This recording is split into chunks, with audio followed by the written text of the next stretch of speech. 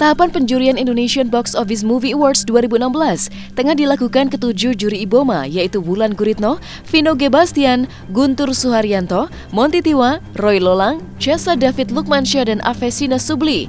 Awal pekan ini, para juri menyaksikan 3 film yang masuk dalam top 10 film box office Indonesia untuk dinilai. Ketiga film tersebut mereka tonton bersama di bioskop. Bersama dengan seluruh juri gitu, hari ini ada 3 film. Ini hari pertama sih. Buat saya pribadi, setiap film yang masuk ke nominasi pasti punya kekuatannya masing-masing gitu untuk menjadi sebuah film yang box office. Apakah itu ceritanya, apakah itu karakter dari pemainnya, apakah itu dari settingnya yang orang mau lihat, mungkin ya pasti semuanya punya kelebihan masing-masing sih. Dan mungkin tiap dewan juri di sini juga pasti punya pandangannya masing-masing.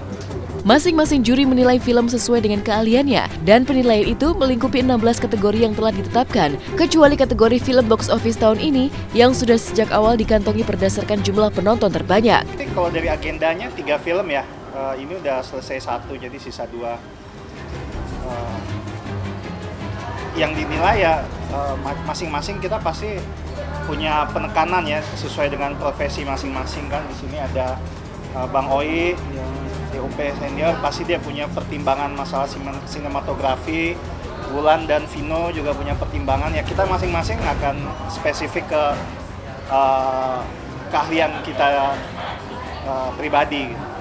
Sebenarnya kita nggak ada penilaian teknis, kalaupun ada paling ada kayak skenario, produser terbaik, sutradara, film terbaik di antara yang box office, pemain pria, pemain wanita, pemain pembantu pria, pembantu wanita, dan apa ya?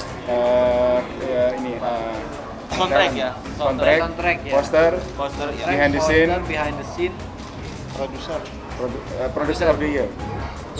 Karena filmnya laku banget ya. Bagi para juri tentu tidak cukup menilai satu film dengan sekali nonton. Butuh minimal 2 kali nonton baru mereka bisa menilai segala segi dari setiap film yang masuk dalam top 10 film box office Indonesia tahun 2015. Maksudnya title dari awardnya sendiri kan Indonesian Box Office Movie Award gitu. Berarti film-film yang bisa masuk ke award ini adalah yang box office tentunya. Nah, box office aku nggak tahu nih yang di atas 500.000 atau di atas 1 juta. Nah, setelah film-film yang di atas 500.000 atau 1 juta itu dikumpulkan, kemudian kami nilai ya secara mungkin tidak jauh berbeda dengan festival-festival lainnya gitu. Hanya di sini tidak bebas semua film, tapi hanya film yang laku. Tapi penilaiannya dari segi acting atau sinematografi, editing dan lain sebagainya sama dengan festival-festival lainnya.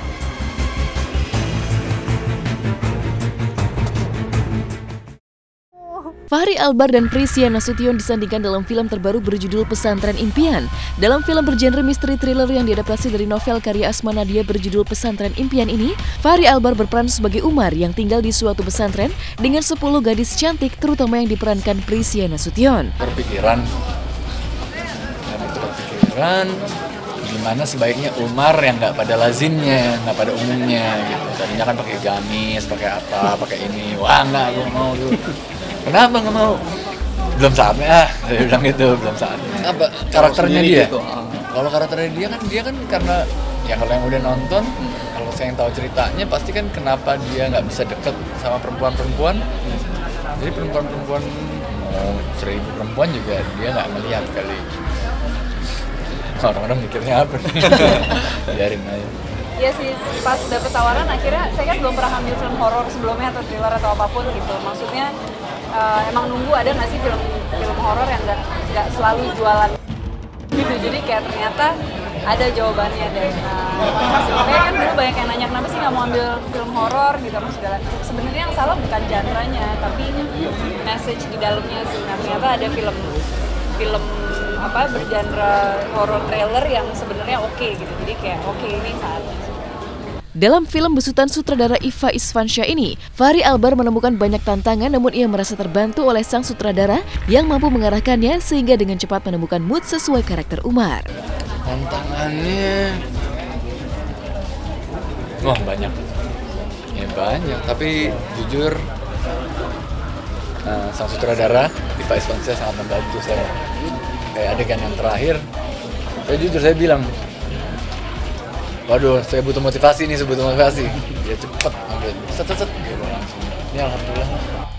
Umar observasinya bukan lebih ke pendiri pesantren atau apa, cuman lebih ke apa yang pernah dia lalui.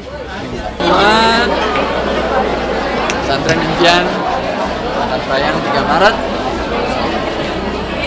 Tonton filmnya.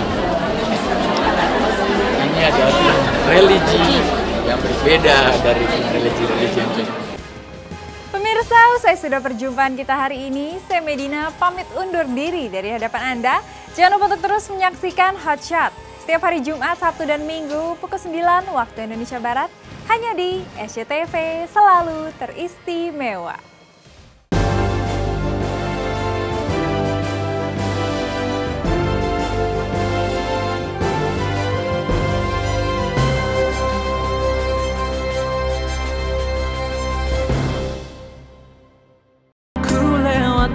Semua ini,